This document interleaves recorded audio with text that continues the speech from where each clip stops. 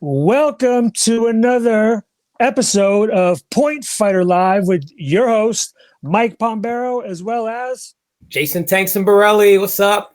Happy New Year, 2021.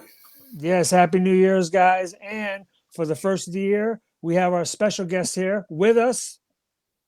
All right, man. It's your boy, Kevin Casewell Walker. What's going on? Yeah. Woo! Welcome to the show. Yes, welcome. We appreciate having you here. We're blessed to have you here. Well, thank you guys for having me. And I would be remiss if I did not that I'm really on the show with two of my favorite fighters of all time. So thank you guys for having me. This is really cool. Yeah. Now, I was going to say, he said favorite fighters, but like I was saying, I don't feel like he treated me like a favorite fighter. Last time I sparred, Kevin's trying to put it on me. I know he was training and stuff, but I'm an old guy, man. You got to take it easy on me. Yeah. Don't let him twist it. Bobby Harris in the house. What's up, Bobby Harris? If you get in the ring across from Mike P and you're not fighting him like you absolutely hate him, he's gonna murder you. So he spars hard, doesn't he? He spars hard. His half speed is the average person's 250%. The thing is, I got to spar hard because Kevin, you're slick, you're smart, you come from a stable of great guys, and obviously, if I don't fight you hard, with all the things against me, I do have a little bit of experience, but I'm getting older, I'm getting slower. So if I don't, you're going to make me look bad, and you're going to put me on a poster. You're going to posterize me, basically. But let's talk about this for people that don't know you, that live under a rock. Why did you get into karate? Who's your instructor? Tell us a little bit about your upbringing and up to today. Why you're one of the top and hottest sport karate guys out there right now, and obviously the most active. Wow, I'm very humbled by just hearing you say that, hearing those words come out of your mouth. But this is awesome because I always thought that I might have to hire somebody to interview me to get this story out. A lot of people don't know this story, but I started karate because my mom wanted me to have positive male role models in my life. So at the age of 4, my dad passed away. So a couple months after that, my mom, got me started in karate. And it wasn't that she knew of any awesome karate place to take me. It just so happened that a black belt that attended my church, she attended Tony Young All-Star Karate Academy. So one day we just went to a class with her, and it was a class that I could try. And, the rest is history. Just went and tried it. I liked it. And my mom is the type of person where if I sign up for something, I can't quit it, even if I hated it. So let's say I didn't like the class, the fact that I went and took it, I would probably still be in karate right now. But it's a plus that I actually liked it. And, it just resonated with me, and I just stuck to it. And that's where I am now. So fast forward, Tony Young is my instructor. He's been my instructor from day one. So from July 1998, I've been attending the Tony Young All-Star Karate Academy. And, anybody that's been following the sport knows that he was a super active competitor, very well-renowned, very decorated. So all that was just he passed it on to me and all the other students that have entered his school. And I tell a lot of people all the time, I'm not the best student from the Tony Young All-Star Karate Academy. There's been world champions to come before me, and there's going to be several to come after. So I was just so blessed to lose my father and be placed in this type of situation. So some type of tragedy always brings a blessing. So that's really my claim to the game. Well, I'm sorry to hear about the circumstances, but it sounds like your mom did a great job, obviously, raising you, and you were blessed to have Tony Young, because I remember him as a competitor. I used to always look up to him and was amazed at his abilities and the people that he would take down, not only in the super lightweight division, but even grands. I mean, he was a giant killer, and he was the type of guy that wouldn't always crush people. He would be just okay with being ahead 1-2. And I'm telling you, if he was up 1 point, that was the hardest point that you were going to have to work for to try to get back. So saying that, I think it's very odd that he fights a specific style and that you fight. I don't want to say nothing like Tony, because Tony had great kicks, great blitzes, but the approach is very different. Why do you think that is? Why do you think that your style is very different? Obviously technique, not really, but the way you approach the game and the way you fight. That's a very good question, because that's the thing. I pride myself on the ability or the inability to be labeled, So I want to come out and be able to do things where I want to have great kicks, I want to have great hands, I want to have great offense and great defense. So when I look at Mr. Young, you look at the physical impairments, and that's what created his style. So for me, I don't have those same disadvantages or advantages. So really, my style is going to be dictated based on how I feel, to be honest. So because I've had the luxury of doing this since I was 4, my style has changed so many times throughout the year. And really, it just depends on how I wake up out of the bed that day. Like, do my legs feel like I can kick great, or am I full of energy? Am I aggressive? Am I upset? It really just depends on how I feel, and that's going to dictate what I do when I get out there, to be honest. Yeah, well, I'll tell you something you do have in common with Mr. Young. When I was much younger, and I just know this because he and my dad were good friends. He would I guess drive like 12 hours, to a tournament, and he did that often, right? And he would arrive early that morning or right before it's time to fight, pretty much. Yeah. And his presence would just light up the whole environment. Wherever we were at a gym or a hotel, whatever it was. I mean, he would come in and he was quiet and sometimes taking a nap next to the ring. I seen you do that too.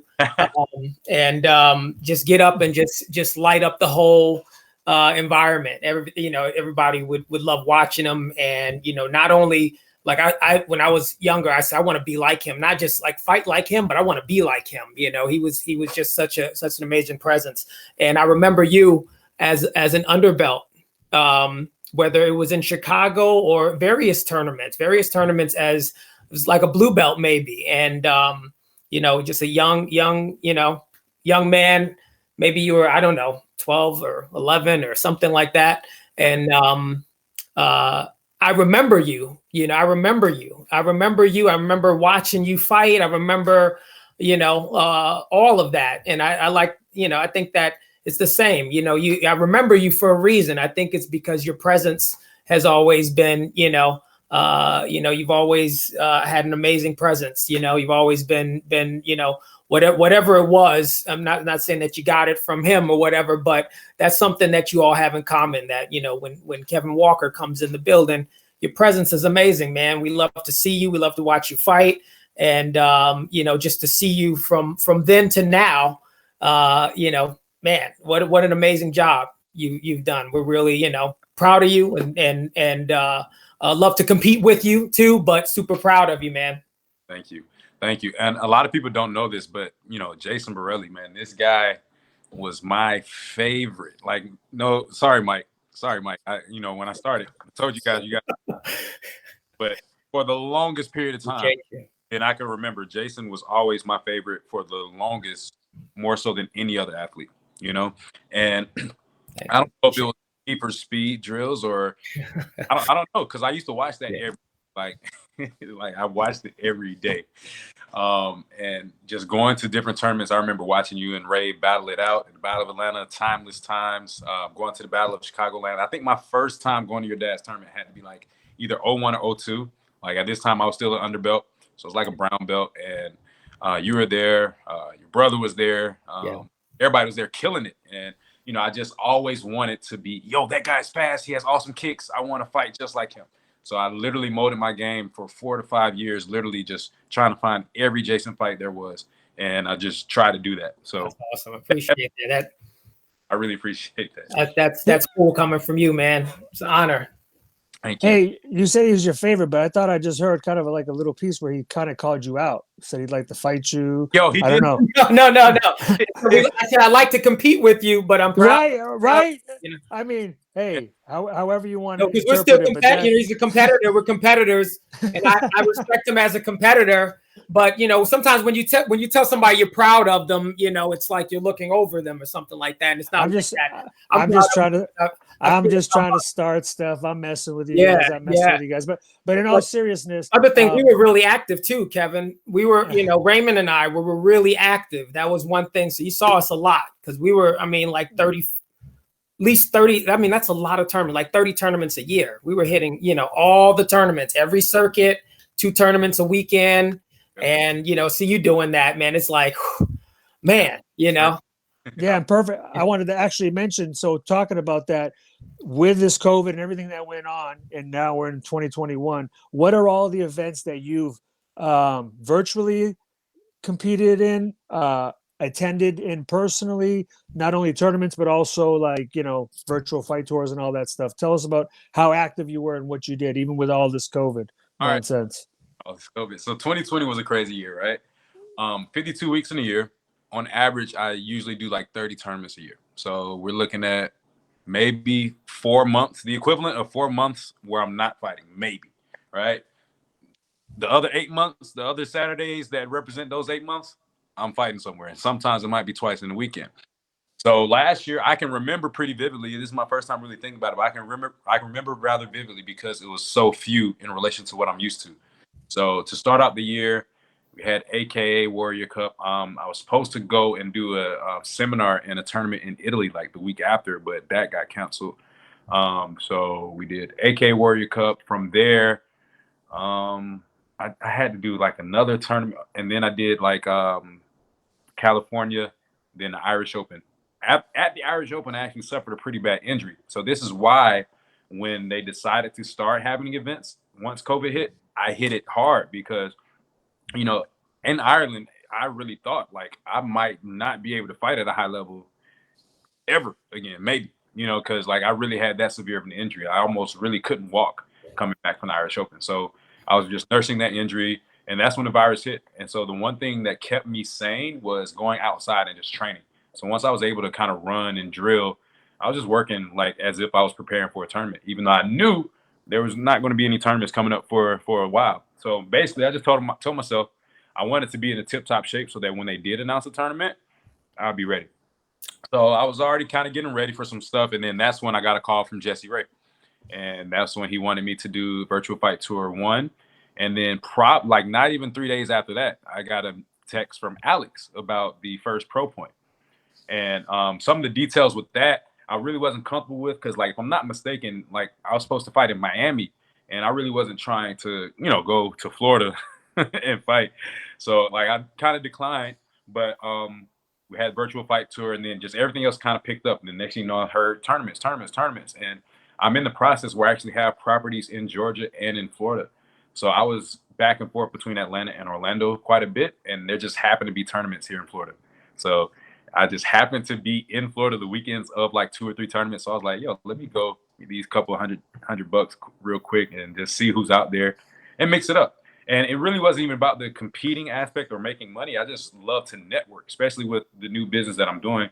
I like to just, immerse myself around the sport that I love and just see if I can help out in any way possible. So one of those tournaments that I attended, I was actually requested to go there by a vendor, and I just went and kind of showed my face, helped out with some stuff, and then I decided to fight.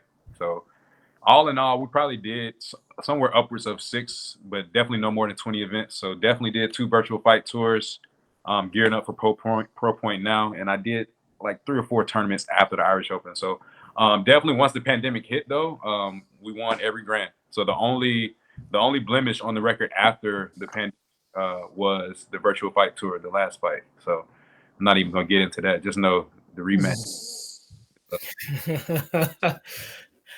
Tell us about the business. Tell us about the new business. Awesome. So right now, I'm doing lots of things.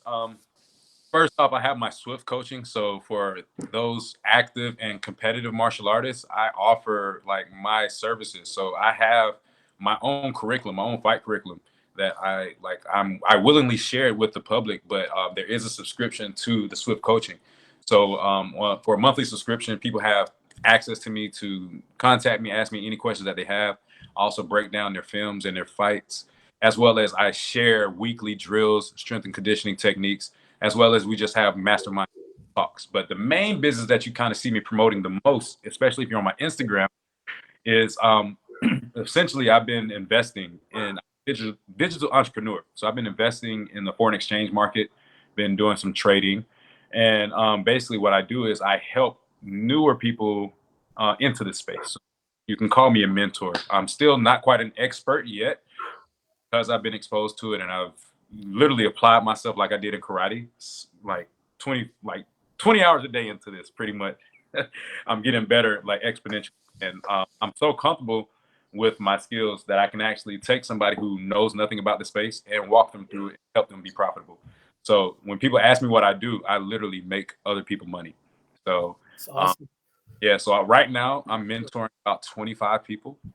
So like I have a team of like 24, 25 if you count me, of people who are learning to invest in the space of the foreign exchange market. So us as martial artists, where we've traveled and competed overseas, we've been physical participants in this market by exchanging our money all the time. So, but with what I do, there's ways that we can actually capitalize on the change in the price of these foreign currencies, but also stock indices, also commodities like gold and oil and things of that nature, as well as cryptocurrencies. So it's just a whole new world that I'm really trying to expose everybody that I know and love to. So right now, I'm really targeting a lot of the karate world. Like everybody who I know in karate is an overachiever in whatever they do in life, you know? And so basically investing, everything that we do is very conceptual. So the way you do anything is the way you do everything. So if you're a great martial artist, that same effort and talent and ability that you put there in this field, if you put that same energy and effort over here into this financial, your rewards aren't going to be trophies. Your rewards are actually going to be money. So I find a lot of people that do karate.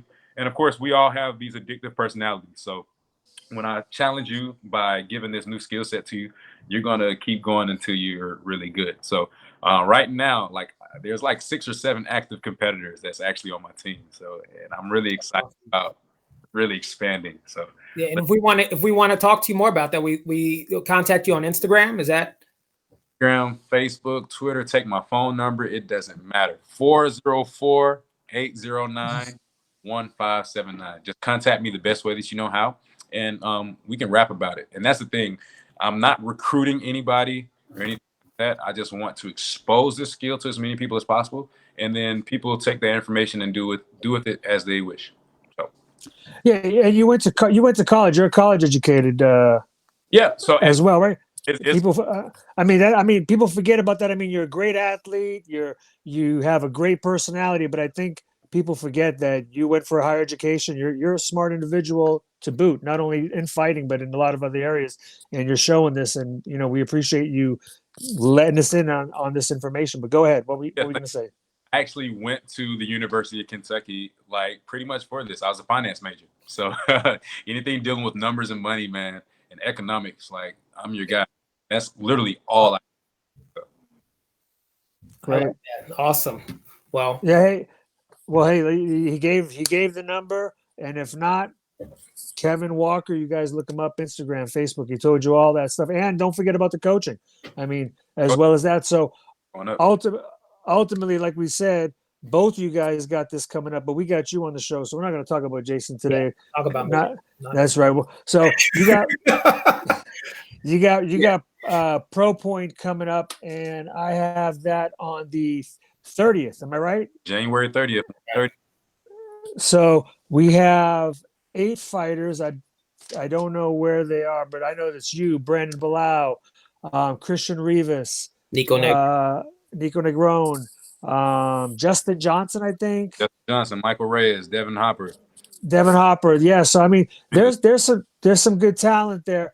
I want to say you're probably one of the favorites. Who do you think, besides yourself, are you looking forward to hopefully competing with, or you think is going to be someone that you're inevitably going to have to fight?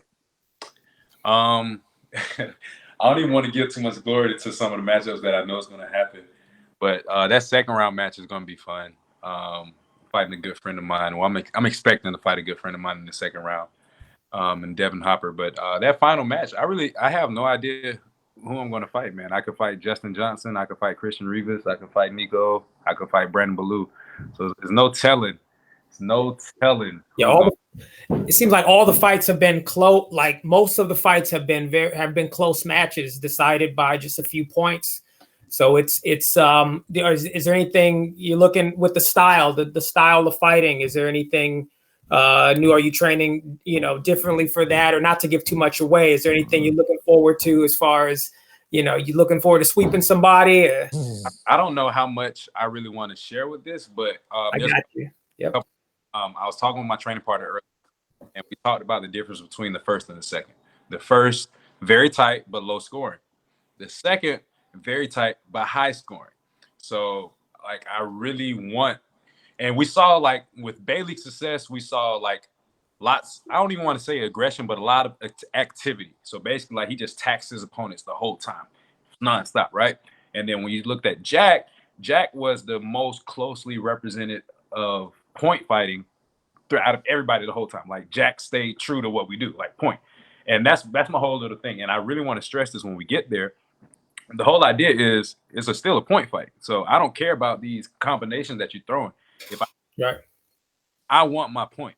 I don't care about the second, third, and fourth shot because I'm worried about scoring that first one. And as long as I make it clean, I feel like I need to be getting that point. So that's going to be like my take on it. It's going to be a mix between both what Bailey and Jack did for me not to really expose too much of what I'm planning. And then as far as the sweeping, man, if anybody tries to sweep me, like I'm going to get very upset. Because, no, so serious. Because like that's how I got injured at the Irish Open. Okay. Guy from England tried to sweep my base leg when I was kicking, and he actually caught me on the front side, and I hyperextended my knee. So like that, anybody trying to sweep, especially while I'm kicking, it's a very scary thing for me. So if that happens, I'm going to be very upset, and you won't like me when I'm angry. So yeah, no, I come from the old school. People love to sweep, and they follow it up with a stomp. Yeah. Like, very sad taste in my mouth. Like it's written all over my face. I'm still very from the Irish Open when they got you. I got sweeped a few times in Ireland too, and I usually I usually landed like on my shoulder. I was like, feet up in the air. It's more my shoulder that took it than my knee. Yeah, but it's definitely adds another dimension to the game. Now, see, that's the thing. Like I'm so accustomed to countering whatever you're trying to counter me with. So if you're throwing some type of counter, but it's not a real kick, more of a sweep, I'm going to adjust to that. So I adjusted when the guy did it, and I was actually on the ground. So when he tried, I wasn't kicking anymore. So when that foot was on the ground, he actually caught my knee, and it bumped the wrong way. So like, just if somebody does that, I feel like I'm going to react some type of way, whether it's a bracing to brace my fall if they catch me, or to avoid the sweep. So like, trying not to get in that predicament. And if I am, like, Godspeed to whoever it is, because I'm yeah, I like that. I'm an event though. Like I just really want to live up to that hype, man. Like because that one right there, it's gonna be crazy. Well, I was going to ask you, have you been watching footage and video, and have you been preparing differently? Not only like the way you're planning on fighting, but cardio wise to be able to. I mean, I know cardio wise, you got great cardio, but just because you're probably going to have 3 fights, they're going to happen quick. You got all this adrenaline. You haven't fought as much, or as like you said, you haven't been as active, so it's a little bit different. So, have you been preparing a little bit differently? To an extent. So, definitely within the last week and a half, I watched the entire card for both, right? Just because, and that's so out of my character. I hate watching film of other guys. I like at this point in my career, I do not watch other people's fights. I only watch my fights because I grew up watching everybody for so long that I pretty much know all the tendencies. So I don't bother watching newer guys and their tendencies because I can pretty much dissect that in the ring. So most of my focus is on myself and what I can personally improve. So I did go back and watch Pro Point 1 and 2, mainly because the people who I was watching generally aren't on my card. There are some exceptions. You have Brandon and you have Christian, but they both have limited fights. So I was just really watching to see how the scoring was called, and just to really get a feel for the environment. Because like just watching it, I saw a lot of guys gassing. And I was like, I know it's the adrenaline factor, and I know a lot of people are trying to punch harder and kick harder, but a 2-round match, that's just the grand championship match. And like I was looking to myself, I was like, hey, these guys aren't in that bad shape, so why are they gassing so much? So like the light bulb went over my head. I was like, okay, it has to be the adrenaline. So like it has to be more adrenaline in this type of setting than what we're used to. And then I did have to give some consideration to some of these guys aren't used to fighting 2-round matches. So the guys who are more conditioned to have those grand championship matches or fighting Waco and things like that, I saw that they were in better condition. and they could handle the pressure a little bit better. But like I said, my biggest concern was just the consistency in the calls, who would be judging, where were the angles, and just trying to keep that adrenaline, making my friend rather than my enemy. And who? Sorry, go ahead, Jason. Go ahead, Jason. And they're going to let you guys know. They're going to let you know the score in between rounds this time, so that's going to be different for you. That's what I heard. And I'm not sure how I feel about that.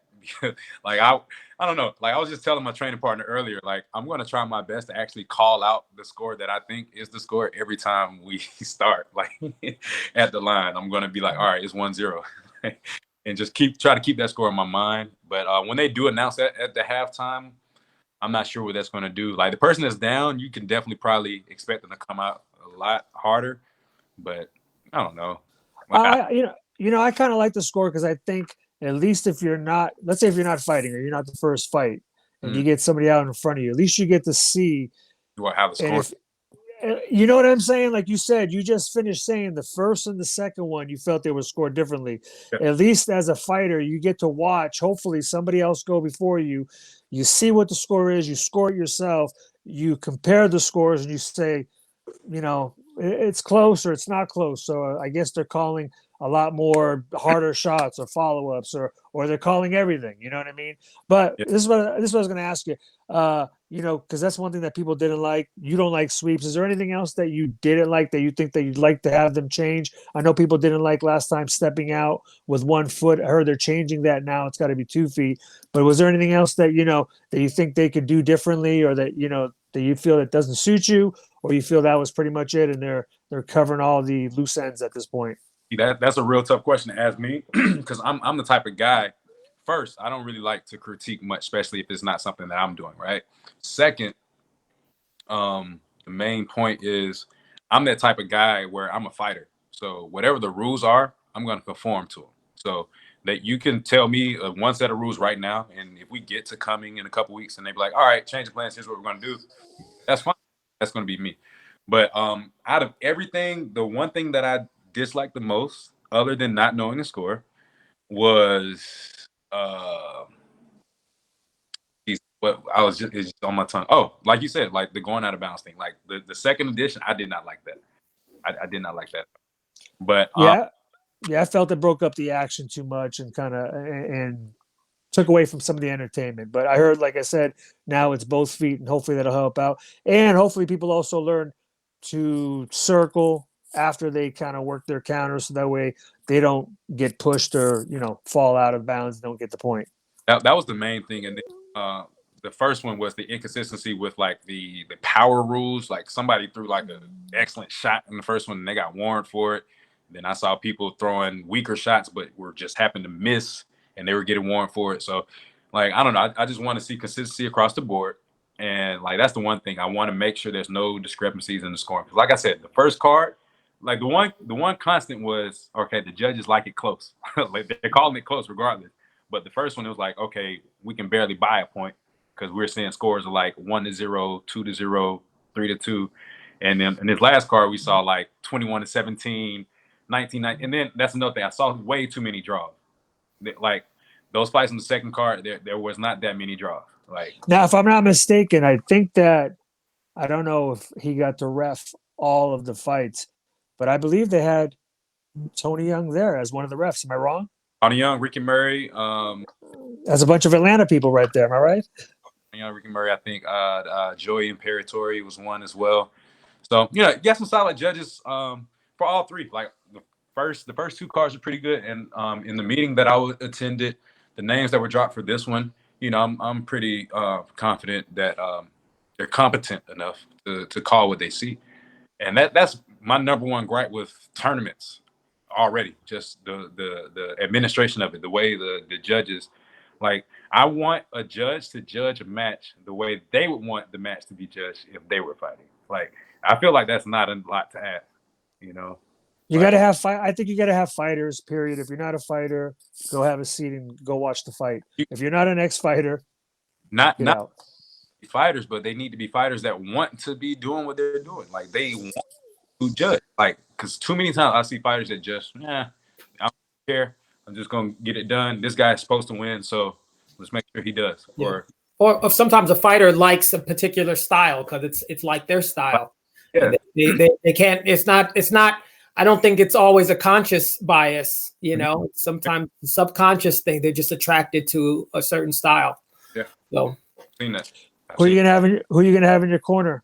Who's gonna be your coach? So they're allowing us 2 coaches. So definitely have Tony Young there. I'm pretty sure Chris Walker will be there, but I got some got some tickets, so I'm gonna have some big mouth folks in the house to make sure I'm hyped.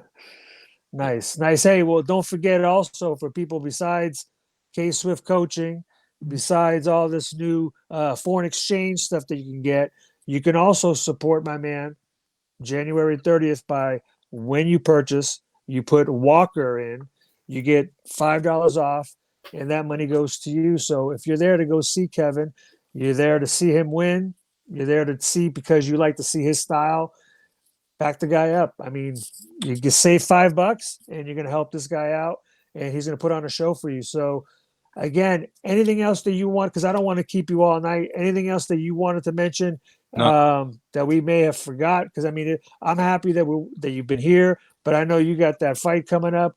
I know that you were on another one of our shows, so you're popular. But again, I don't want to keep you hostage. So anything else you want to bring up? No, this was really awesome. Thank you guys for sharing your platform and your space with me and allowing me kind of share what I have going on. But the last point that I do want to make, like Mr. P said, hop onto that call, hop onto that the card, drop my name, and I'm gonna put on a good show for y'all, man. Just 3 fights, 3 up, 3 down, and we up out of there. So it's not gonna be long. We in my hometown. We're gonna get her done, man.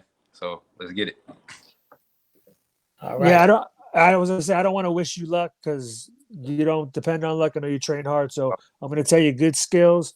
Right. Show up, show out, and just be you. That's pretty much all you got to do, man. Hey, check that main event though. That main event is gonna be fireworks. That's all. Yeah. Some fireworks. I can't wait to see. Well, hey, again, thank you for blessing us being here. Telling us a little bit about yourself, and again, we look forward to seeing you in action January 30th. Thank you. You guys have a great night. All right, man. Peace. Yeah. Thank you so much. Thank you for being on. All right, so we'll let him cut off, and Jason. So, you know, you're going to be on that card too. Yeah. And you're going to be fighting Ryan George. Am I correct? Yes, sir. Yes, sir. So I've been noticing a lot of different things you've been putting up, and one of the things you've been putting up is you running a lot, running hills, running different areas, like every day. so I take it you're still a student. Absolutely. You're still trying to get better, and I mean, you know, that's awesome, and we're looking forward to seeing you do your thing as well that day. Gotta you know, there's several ways you can take a loss, you know, and you know, I don't get I'm not attached to it, you know. I'm not attached to wins either, you know. That's something that I've learned, you know. Even being attached to a victory is not gonna serve you, you know, here and now. So you know, every day, you know, one day at a time. That was one of my big lessons for 2020, and I'm discovering new things about myself. You know, the sport is seems to be renewed, reinvigorated, you know, and we're just excited about this year. You know, last year, I you know, I got a lot of lessons, a lot of good things that I think we all learned. But I think that's important, especially, you know, for now, just learning, you know, how to take a loss. How do you take a loss, and how do you move on? And then how do you, you know, even for a victory, not being attached too much to the past or to yesterday, but to just keep renewing and to keep reinventing yourself. You know, talking to Kevin Walker earlier, that's amazing. All the stuff that he's doing. That would be cool. Maybe I remember when he was a young kid and I was, you know, he was coming up and I was an adult, and he said he was looking up to us. But yeah, he could be my mentor now too. Maybe I'm going to give him a call and learn some more about what he's doing, So I think that's the kind of year that I look forward to having, Yeah, well, I'm not going to wish you luck. I know you're training hard. You're a veteran, so I don't want to put too much pressure on you. You got plenty of time, so Good. Yeah. good skills. Thank And you. let's talk about some of the other stuff coming up. I know we got virtual fight tour coming up. What's funny is I wrote all these goddamn dates, and then I left my piece of paper somewhere. But anyways, I know. Is this with Jotty Tension and Richard Plowden as the coaches, right?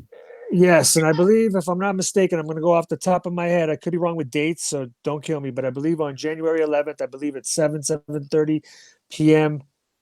Eastern time on CTE. I believe that's where they're going to do the actual draft. That's where they're going to have Richard. That's where they're going to have Jotty.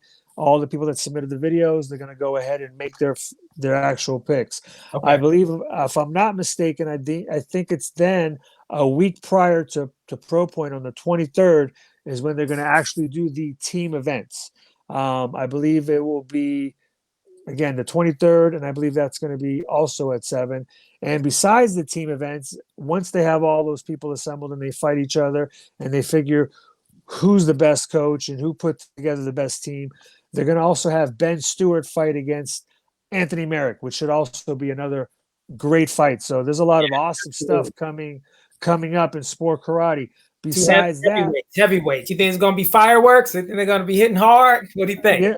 Yeah, what's interesting is I haven't seen Anthony Merrick's put out a lot of stuff, and I'm kind of interested in seeing which guy shows up. But this could also be telling that he doesn't want anybody to know what he's been up to and how hard he's training, because I've been seeing a lot of videos of Ben. Ben looks great. I mean, Ben was in Curacao. He lived out there for for part of the school semester. He was there with the kids. He was training all the time with them.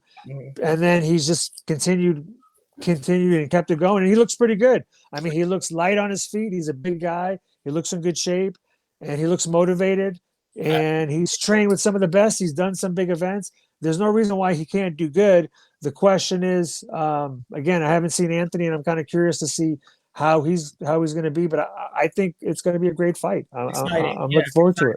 To imagine, they both, I see Anthony does a lot of finesse, and Ben can go either way. I've seen Ben go, strong with power, hitting like a heavyweight, like the heavyweight of old, the heavyweights of old. And also he's fast, and I haven't seen him fight in a long time, but I think that absolutely that's an exciting one to look forward to. We can imagine what it's going to be like. I'd like to see them mix it up, and I'd like to see them hit hard and get in each other's face a little bit. No, I'm really excited because right now it's kind of our off season. Usually December, besides Super Grands years ago, Super Grands is kind of dying and gone out. But before that, December, January is pretty much the dead months, for except the end of the month, aka switch now towards the end of the year in December. Okay. But I'm excited because right now we got these few weeks. We don't have any events, but we do have hopefully some events coming up. I was looking at the NASCAR Tour, Ocean State, Quebec Open, Amerikick, Battle of Atlanta, U.S. Open, Capital Classics. Compete, interestingly enough, this year is going to be in September. I always remember that one being the first tournament until AKA took over, and then Compete would be the second tournament, always the week before Irish Open. So I'm very interested in seeing if we're going to have a bigger draw, and hopefully by that later time in the year, I'm hoping this whole COVID thing is going to be all set, and we won't have to worry about flying, minimal numbers, and talking about that. Hey, I'm not a devout Catholic, but my parents, they raised me Catholic. So I'm asking everybody, because my wife right now is on lockdown in her room. She has COVID-19. Me and my kid, we're negative. My mother-in-law is negative. My sister-in-law's got it. Her boyfriend's got it. So it's a mixed bag, but they're locked in. I feel like she's jailed. But we're thinking about her, praying for her that she has a speedy recovery. Yeah, and basically she's a nurse. Now I'm nursing her. I'm literally bringing food down, grabbing stuff, sanitizing, we're putting on gloves, putting on masks. And that's how it's been. And because of that, I've also been missing work. So I've been here helping my kid with school. So, Yeah. yeah, I like it that I'm home, but I don't like it, unfortunately, the circumstances because of my wife Yeah. being sick, and she's kind of going through it. And on the other note, besides that, you know, I'm looking forward to this year, and I'm hoping that with the vaccine coming out, people just, will listen. Things Yeah. will get better, and We're things can learning. get back. Things can get back to what we call normal. Yeah, we're Just, learning. I but think we're learning how to, we're learning how to I don't know about that with the things getting back to normal. I think we're learning how to make this transition. I think we're in a transitional phase where things will be a lot different. And it's hard. Change is hard. Change is necessary, to grow and to evolve, but it's hard. And we're in the hard part. I was showing my son, like, there's a waterfall behind my house, and I was showing him, these fish. Some of these fish were trying to go up the waterfall, and I read up a little bit about that, and I guess the fish, they try to return back from where they came from, back home, but that there's that one little rough patch right there, that waterfall that they have to conquer before they can go on the rest of their way. And it's like we're at that point right now. There's like we have smooth, and then there's a rocky part. There's a point where there's a little confusion and change going on, and natural, it's just a natural thing. And then when we get through that, then it'll be smooth again. Not the same, but it'll be smooth again. I'm confident of that, and I think that it'll be better. And, that's usually how it happens. Usually things are, crazy, yeah, well, crazy time, and then things will be better even well, than before, hopefully it's like a fight, and we learn Yeah. from our mistakes and from what we did right. And Yeah. then, like, on another note, I mean, this year, we were like 2021. Yes, we made it, but besides my wife getting COVID, I mean, yesterday what happened at the Capitol, just just uncalled for. I know I don't want to get politics into it, but I mean, the thing that's going on with Trump right now, I mean, like I said, I am not a Biden fan, but I am definitely not a Trump fan. And the way I am, being a martial artist, we learn to be humble. We don't talk about, what I did and I and me. And I feel like just a lot of the things that he demonstrates is just not things that we would teach in karate. And I mean, then what happened yesterday, and the way people deal with certain groups of people or circumstances as opposed to others is just disheartening to me. And that's the one thing I think worse now than COVID is this divide that's going on right now. Yeah, we need coherence. We need coherence. Yeah, That's, listen, anytime, and for,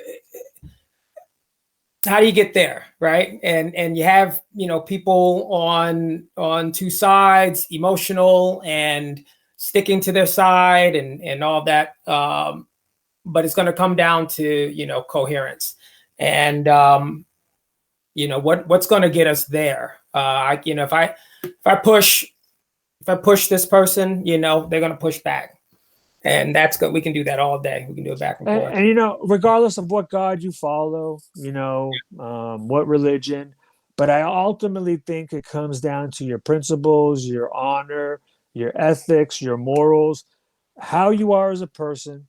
Everything else, I could care less. I could care less if you're black, white, Asian, where you're from, where you live, but how you are as a person. And I think all those things define you as a person. Your integrity, your loyalty, your honesty, all those things I think are what's important. And those are the things that I judge right now. Not if you're making the country money, not if he took this away. He's not letting people push. To me, what matters is how we treat others and how we treat ourselves. Because if you don't love yourselves, you can't love anybody else. And that's why I've loved the martial arts. I'm sorry. Go ahead, Jason. No, I like what Kevin Walker said earlier with when he said, I just want them to judge the way they would want to be judged. So, there's a a mantra that I've been, that I've been using lately. And it's that everything is directed towards me. Everything is directed towards myself. I was listening to a speech of Maharishi Mahesh Yogi. He's the person who made transcendental meditation popular, and I listen to him sometimes. And he said everything is directed towards myself, and that's if we can think like that, if I can think that whatever type of energy I'm putting out is the energy that it's directed towards me. That's very simple. That's very simple, and then we can go back to the golden rule, it's an oldie, but a goodie. Treat others how you would like to be treated, or just think that all the energy that you put out is towards you, is towards yourself. And you know what, you made a great point right there. Just like how, I've been kind of giving you a hard time about cardio conditioning because you're my brother. I look out for you. But right now you just talked about it. People do not meditate. And I'm not talking, no, listen, sitting there, going somewhere, getting your back straight, good posture, or laying somewhere flat where it's absolutely quiet, and you just take big, deep breaths, and you just try to blank out your mind, relax. And you know what?